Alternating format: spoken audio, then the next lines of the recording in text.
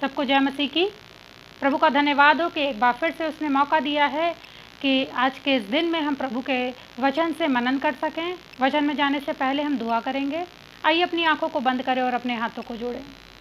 अनुग्रहकारी जीवित महान परमेश्वर, एक बार फिर से हम आपके चरणों पर आए हैं। हम धन्यवाद करते हैं आपके अनुग्रह के लिए, आपकी दया के लिए, आपके प्रेम के लिए जो प्रभु आपने प्रकट किया है कि आज भी हम जिंदों की ज़मीन पर सुरक्षित हैं और तमाम नकारात्मक परिस्थितियों से बचे हुए हैं और विश्वास करते हैं ऐसी करुणा, ऐसी दया को आपने बहुतों के जीवन में हाँ खुदावन यीशु मसीह बना कर रखा हुआ है। हम तेरा धन्यवाद करते हैं। आज की सुबह में वचन के द्वारा हमसे बात करें खुदावन यीशु मसीह। वचन आपका है, आप बेहतर बता सकते हैं। मैं अपने आप को शून्य करती हूँ, चाहती हूँ खुदावन यीशु मसीह अपने वचन के द्वारा आज एक बार फिर से आप ही की सामर्थ प्रकट हो। सारा इज्जत जलाल आपको ही देती हूँ यीशु मसीह, आपके नाम से मांगती हूँ, आमीन। Hallelujah, hallelujah. प्रभु का धन्यवाद हो कि आज की सुबह में एक बार फिर से हमें मौका मिला है कि हम उसके वचन पर मनन कर सकें, जबकि ये समय है परमेश्वर के वचन को सीखने का, सुनने का। मेरे साथ कोई निकाल ले 2 कुरिन्थियों उसका 12 अध्याय और उसकी 7 से 10 तक। इसे पढ़ने में सहायता करेंगे मास्टर अभिषेक। इसलिए कि मैं प्रकाशनों की बहुतायत से भूल न जाऊं, मेरे शरीर में एक कांटा चुभाया गया, अर्थात शैतान का एक दूत कि मुझे घूंसे मारे ताकि मैं भूल न जाऊं।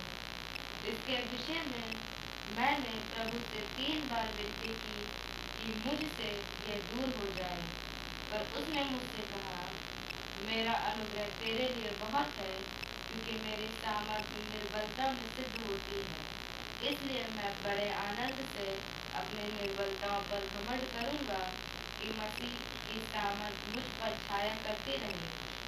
इस कारण मैं मसीह के लिए निर्बलताओं में और निंदाओं में और दरिद्रता में और उपद्रवों में और संकटों में प्रसन्न हूँ, क्योंकि जब मैं निर्बल होता हूँ तभी बलवंत होता हूँ। Praise the Lord, hallelujah. प्रभु का धन्यवाद हो इस पवित्र वचन के पढ़े जाने सुने जाने पे आशीष दे। जैसा कि हमने और आपने अभी ये परमेश्वर के वचन से पढ़ा गया 2 कुरिन्थियों 12 अध्याय उसकी 7 से लगाकर 10 आयत तक। आज परमेश्वर का वचन हमें और आपको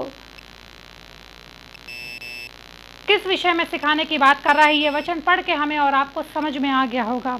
पौलुस कह रहा है कि इसलिए कि मैं प्रकाशनों की बहुतायत से फूल ना जाऊं, इसलिए मेरे शरीर में एक कांटा चुभाया गया, अर्थात शैतान का एक दूत मुझे घूंसे मारे ताकि मैं फूल ना जाऊं। जब फूल जाने की बात होती है तो जाहिर सी बात है जहन में एक कैरेक्टर, एक प्रतिबिंब आता है जिसको हम क्या कहते हैं, घमंड कहते हैं, है ना, घमंड कहते हैं। लेकिन आज हम संसार की और संसार की वस्तुओं के घमंड की बात नहीं करेंगे, लेकिन आज हम परमेश्वर में घमंड की बात करेंगे। हालेलुया, परमेश्वर में घमंड की बात करेंगे। और यहाँ पर पौलुस बड़े अच्छे से अपने जीवन के बारे में बता रहा है और कह रहा है प्रकाशनों का बहुतायत से, प्रकाशनों की बहुतायत से। आज मसीही जीवन हमारे और आपके देखने में बहुत से ऐसे जीवन मिलते हैं जो विश्वास में तो चल रहे हैं, परमेश्वर का ज्ञान भी रखते हैं, बहुत अच्छा सिखा भी रहे हैं, लेकिन कहीं ना कहीं क्या हुआ है, जीवन फूले हुए हैं, है ना, घमंड से भरे हुए हैं कि हम किसका काम कर रहे हैं, हम परमेश्वर का काम कर रहे हैं।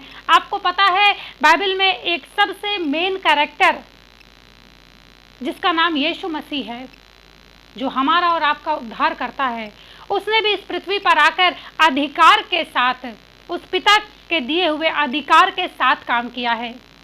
और लोग जब उसके वचन को सुनते थे, जब वो परमेश्वर के वचन की मनादी करता था और वचन को सुनते थे लोग, तो ये कहते थे कि ये बहुत अधिकार से बोलता है। हालेलुया। लेकिन फिर भी उसके अंदर वो नम्रता और दीनता पाई जाती थी कि उसने हर जगह पर अपने पिता की इच्छा को पूरा किया है, अपने पिता के ताबे होकर, पिता की आज्ञाकारिता में होकर परमेश्वर के तमाम दिए हुए कार्यों को, उन योजनाओं को जो प्रभु यीशु मसीह को परमेश्वर पिता ने दी थी, यीशु मसीह ने उन्हें पूरा किया है।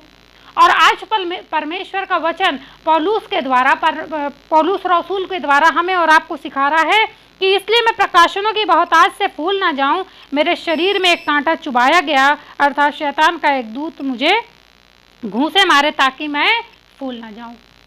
मसीही जीवन में, आज हमारे और आपके मसीही जीवन में, सबसे पहले तो हम ये सोचते हैं जब हमने यीशु मसीह को उद्धारकर्ता के रूप में ग्रहण कर लिया है, अब हम वचन का प्रचार करने लगे हैं, अब हम लीड कराने लगे हैं कलीसिया में, अब हम प्रेजेंट वर्शिप करा लेते हैं, तो अब हम क्या हो गए हैं, हर प्रकार से परफेक्ट हो गए हैं। अब कोई दुख और कोई परेशानी हमारे जीवन में नहीं होगी। लेकिन आज परमेश्वर का वचन हमें और आपको सिखा रहा है कि ये बातें हमारे मन में आके हम कहीं फूल ना जाएं। आप परमेश्वर का ज्ञान रख रहे हैं, ये अच्छी बात है। परमेश्वर से प्रेम कर रहे हैं, ये अच्छी बात है। आप परमेश्वर के लिए उसकी सेवा को कर रहे हैं, सुसमाचार प्रचार कर रहे हैं, गीतों को गा रहे हैं, बाजों को बजा रहे हैं, ये अच्छी बात है, ये बुरी बातें नहीं हैं। पर ये बातें हमारे और आपके लिए कहीं घमंड का कारण ना बन जाए कि अब हमें कोई मुसीबत नहीं होगी, अब हम चाहे जो मन में आए वो कर सकते हैं। हालेलुया। परमेश्वर का वचन साफ कह रहा है कि प्रकाशनों की बहुतायत से मैं फूल ना जाऊं, इसलिए मुझे एक कांटा चुभाया गया। परमेश्वर का दास था पौलुस, और अगर आप वचन में पढ़ेंगे, अध्ययन करेंगे, तो उसे थोड़ी सी दिक्कत थी। पता है उसे क्या दिक्कत थी? हालेलुया। उसके पेट में थोड़ी सी प्रॉब्लम थी, उसके पेट में शायद दर्द रहता होगा या कुछ प्रॉब्लम होगी पेट से रिलेटेड, है ना। और परमेश्वर का दास अपने जीवन से इस बात को बता रहा है कि एक कांटा मुझे चुभाया गया है। आज परमेश्वर के लोगों के जीवन में कौन सा ऐसा कांटा है, आज उस कांटे से दूर मत हटिए, है ना। शायद ये वही कांटा है जो आपको ज़मीन पर स्थिर किए हुए है, वरना लोग फूलते फूलते क्या हो जाते हैं, घमंड के कारण ऐसे बढ़ जाते हैं। एक परमेश्वर का बनाया हुआ ही दूत था जो स्वर्ग में परमेश्वर की आराधना को करता था। हालेलुया। और हम सब जानते हैं कि उसके मन में फूल उठा कि वो सबसे सुंदर है, वो सबसे अच्छा है, वो सबसे अच्छी आराधना कराता है। और क्या हुआ, मन के फूलने के कारण वो ज़मीन पर गिरा दिया गया। हालेलुया। आज हम और आप जो मसीही लोग हैं और मसीह की सेवा करना चाहते हैं, उसके अनुयायी हैं, उसके फॉलोवर हैं, और हम उसकी सेवा को अपने जीवन से कर रहे हैं, कलीसिया में जुड़े हुए हैं, पारिवारिक तौर पर कर रहे हैं, समाज से जुड़े होकर मसीह सेवा को अंजाम कर दे रहे हैं। लेकिन मेरे अजीज़ों, आज हमारा और आपका फूलना इस प्रकार से ना हो कि हमारी हानि का कारण बन जाए। लेकिन अगर आपके जीवन में कोई प्रॉब्लम आ रही है, अगर कोई प्रॉब्लम पाई जाती है, वो किसी भी रूप में हो, किसी भी रूप में हो, आज उन प्रॉब्लम पे, उन समस्याओं पर, उन परिस्थितियों पर घमंड कीजिएगा। हालेलुया। उन परिस्थितियों पे घमंड कीजिएगा। और परमेश्वर का वचन कह रहा है 8वीं आयत में, इसके विषय में मैंने प्रभु से 3 बार विनती की, मुझसे यह दूर हो जाए। पौलुस अपने बारे में बता रहे हैं और कह रहे हैं कि मैंने इस विषय पे कि मुझे जो कांटा चुभाया गया है, कि शैतान का एक दूत मुझे घूंसे मार रहा है, मैंने इस विषय पे कितनी बार प्रार्थना करी है? 3 बार प्रार्थना करी है। हम और आप मसीहत में आ गए हैं, पिछले 5 साल से हमने बपतिस्मा ले लिया है, यीशु मसीह को उद्धारकर्ता के रूप में ग्रहण कर लिया है, हम और आप कलीसिया से जुड़ गए हैं, फिर भी क्या हुआ है हमारे जीवन में? बैकस्लाइड हो गए हैं, बैकस्लाइड हो गए हैं। हालेलुया। लेकिन परमेश्वर का वचन बता रहा है कि पौलुस कह रहे हैं मैंने 3 बार दुआ करी है, और फिर परमेश्वर ने 3 बार दुआ का जवाब कह दिया है। पर उसने मुझसे कहा कि मेरा अनुग्रह तेरे लिए बहुत है। हालेलुया। 9वीं आयत में कह रहा है कि परमेश्वर ने उसकी दुआ का जवाब दिया और कह रहा है मेरा अनुग्रह तेरे लिए कैसा है? बहुत है, क्योंकि मेरी सामर्थ निर्बलता में सिद्ध होती है। हालेलुया। आसमान का खुदा प्रभु यीशु मसीह पौलुस को दिव्य दर्शन के द्वारा बता रहा है कि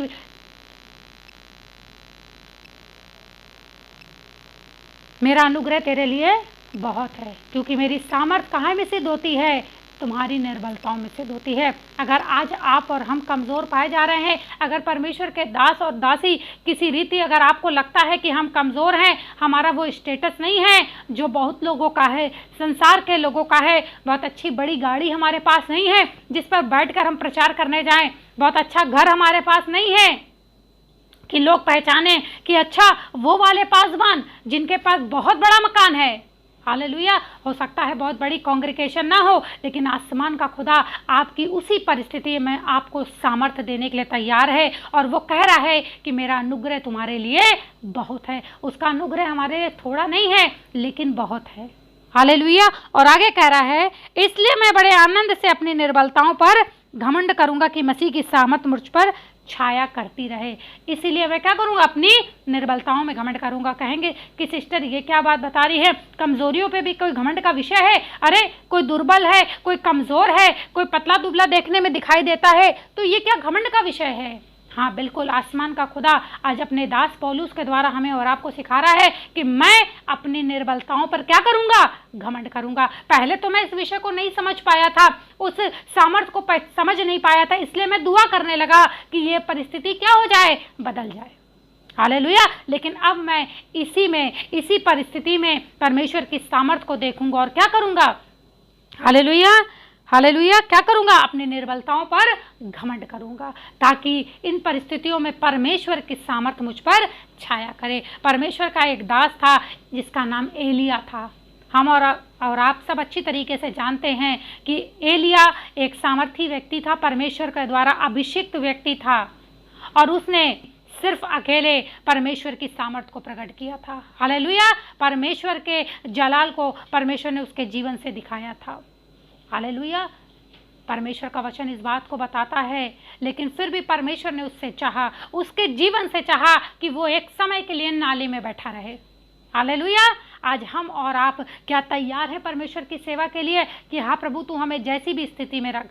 हम नहीं चाहते कि हम कलीसिया में जुड़ गए हैं, हम सब ये सेवकाई में जुड़ गए तो हम बहुत रईसों में हमारी गिनती होने लगे।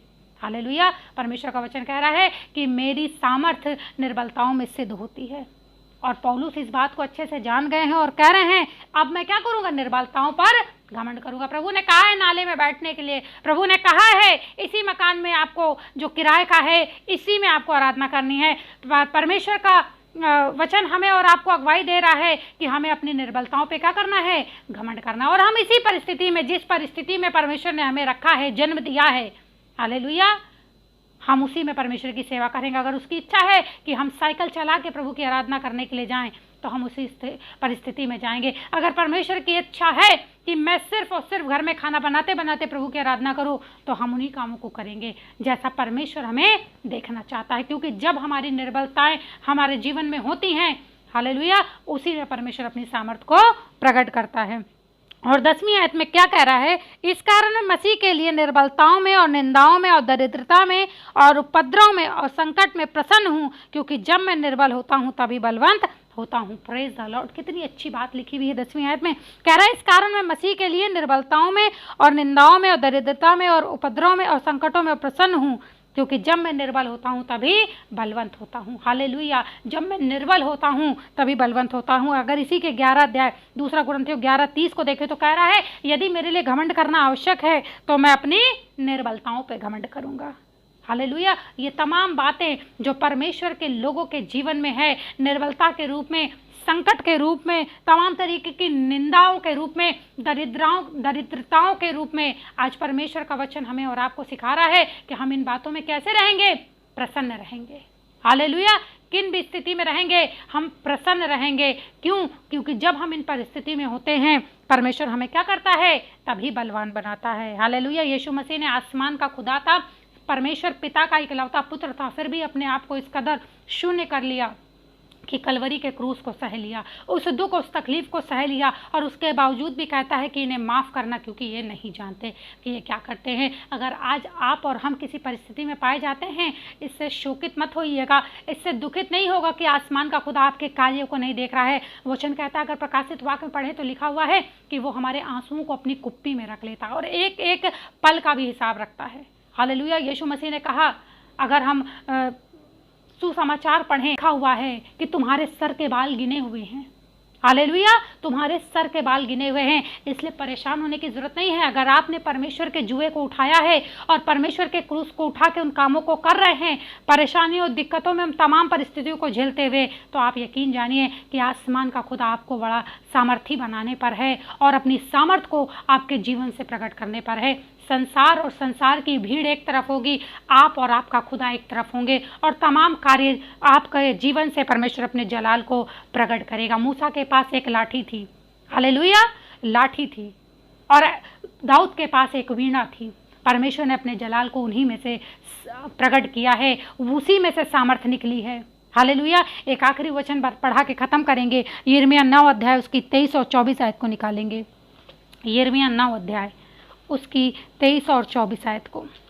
यहोवा यूं कहता है, हाँ, बुद्धिमान अपनी बुद्धि पर घमंड न करे, हाँ, ना वीर अपनी वीरता पर, ना धनी अपने धन पर घमंड करे, परंतु जो घमंड करे वह इसी बात पर घमंड करे कि वह मुझे जानता और समझता है, हाँ, कि मैं ही वह यहोवा हूँ जो पृथ्वी पर करुणा, न्याय और धर्म के काम करता है, हाँ। क्योंकि मैं इन्हीं बातों से प्रसन्न रहता हूँ। आज आसमान का खुदा हमें और आपको कहना चाह रहा है कि अगर कोई बुद्धिमान है तो वो अपनी बुद्धिमानी पर घमंड ना करे, अगर कोई वीर है तो वो अपनी वीरता पे घमंड ना करे, और अगर कोई धनी है तो वो घमंड ना करे। ये विषय आज हमारे संसार के घमंड करने के नहीं है, लेकिन अगर हम और आप घमंड करना चाहते हैं तो हम इस बात पर घमंड करेंगे कि हम अपने जीवन की हर एक परिस्थिति में, हर एक हालात में अपने खुदा को जानते हैं और उसको समझते हैं। उसकी मर्जी हमारे जीवन से क्या है, ये बात हम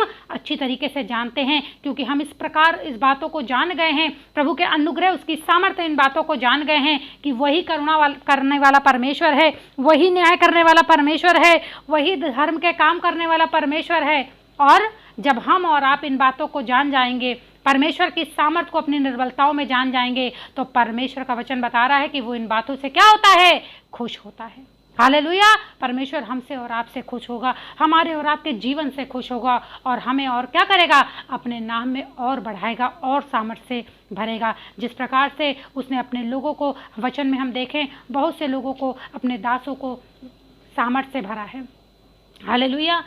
अपने दासों को सामर्थ्य से भरा है और अद्भुत कामों को उनके जीवन से लिया है। आज हमारे और आपके लिए भी ये मौका है कि अपनी निर्बलताओं पे घमंड करें। हम घमंड इस बात पे करें कि हम परमेश्वर को अच्छी तरीके से जान गए हैं, उसको समझ गए और उसकी मर्जी हमारे जीवन से पूरी हो रही है। Praise the Lord. इस वचन के द्वारा हमें आशीष मिले।